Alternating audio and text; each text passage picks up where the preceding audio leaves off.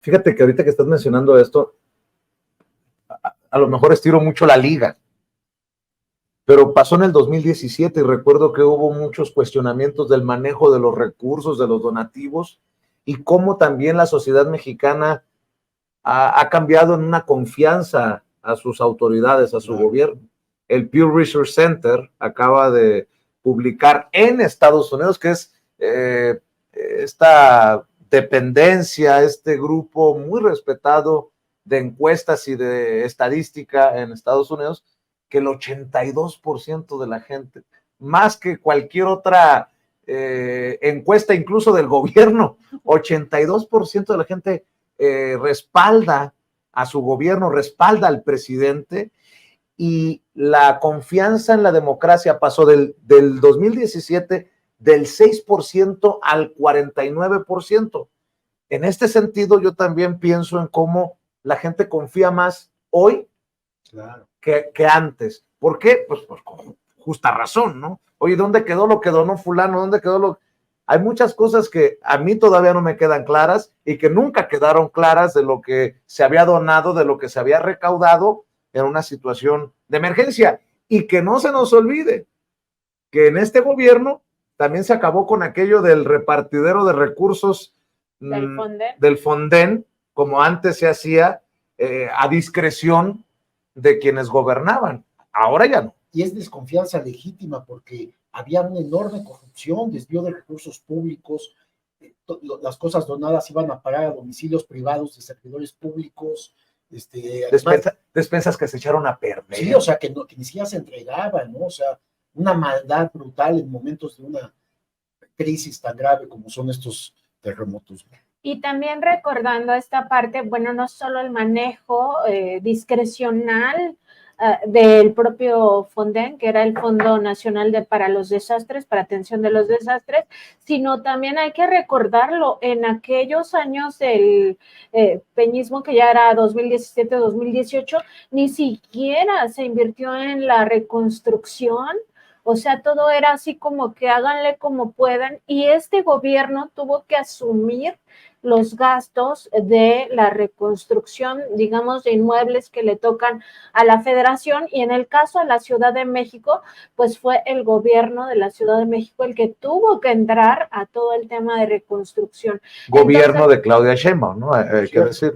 Exactamente, entonces hay que ver también cómo se comportaban estos gobiernos ante desastres, porque la pandemia es un gran desastre, es una emergencia sanitaria, claro, de otra naturaleza, pero no hay que olvidar que fueron 3 meses de tener la industria paralizada, todos en casa, o bueno, la mayoría, los que podían resguardarse en casa, y la atención fue totalmente distinta, y no hubo digamos, este dispendio que acababa eso en los bolsillos de privados. Oigan, y este septiembre tan, bueno, en un tono más jocoso, yo les decía a un amigo, yo creo que la madre tierra se envuelve de vez en cuando en la bandera mexicana, sobre todo en septiembre, y cuando grita Viva México es cuando nos tiembla.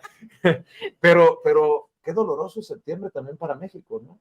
Estamos a días del 9º aniversario de la desaparición de los 43 normalistas de Ayotzinapa, no solamente el dolor del 85, del 2017, sino 9 años ya de la desaparición de los normalistas, y es un tema que se tiene que seguir abordando cuantas veces sea necesario, Miguel. Legítimo el reclamo de los padres porque no tienen los restos de sus hijos. Legítimo que sigan exigiendo, que sigan tomando las calles. Veíamos cómo los normalistas de Ayotzinapa fueron todavía hace unos días, la semana pasada, al campo, a la zona militar allá en Guerrero, a reclamar, a exigir. ¿Cómo les dice uno que no tienen derecho cuando 43 de sus compañeros jóvenes fueron secuestrados, desaparecidos, y es fecha después de tantos años que no se encuentran? Entonces, es algo también muy doloroso. Y bueno, estamos a días también de que haya un informe muy concreto de qué es lo que se ha avanzado en esa materia. Estamos a la expectativa, nosotros hemos seguido también trabajando, haciendo investigación. Hay indicios El mismo presidente alertó que se había roto el pacto de silencio. Sin embargo, no sabemos si han dado ya con estas zonas donde pudieron haber sido enterrados o los restos de los normalistas. Para estos días también hay una reunión en Palacio Nacional con los padres. Con los padres, ¿no? Sí.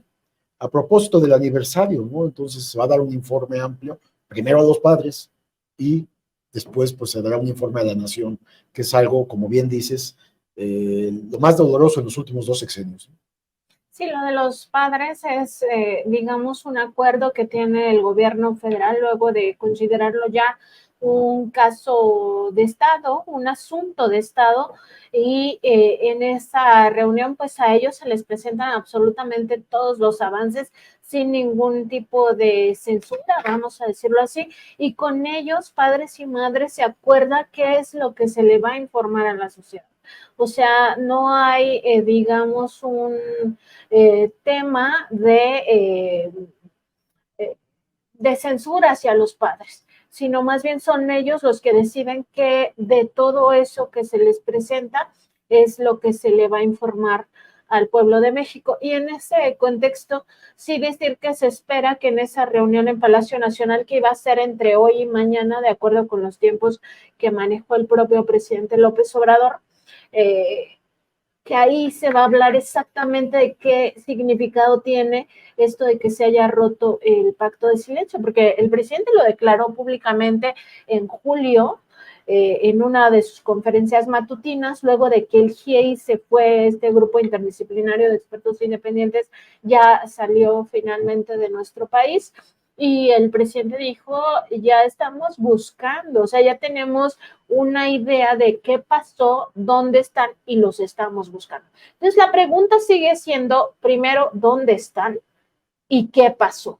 Ese es, digamos, las dos preguntas más importantes de este caso, pero pues hasta ahora lo que se ha visto es una enorme dificultad para llegar a esa verdad, toda vez que desde las primeras horas en que esto ocurrió, las propias instituciones de los 3 niveles de gobierno municipales, porque fueron varios municipios involucrados, no solo Iguala, sino varios, y luego estatal de Guerrero y luego federal, estuvieron operando precisamente para que se, digamos que ya no se supiera el destino de estos muchachos, para mentirle al pueblo, para mentirle a los padres. La tercera gran pregunta, Nancy, estas dos que tú formulabas muy bien, es ¿quiénes son los responsables? Claro.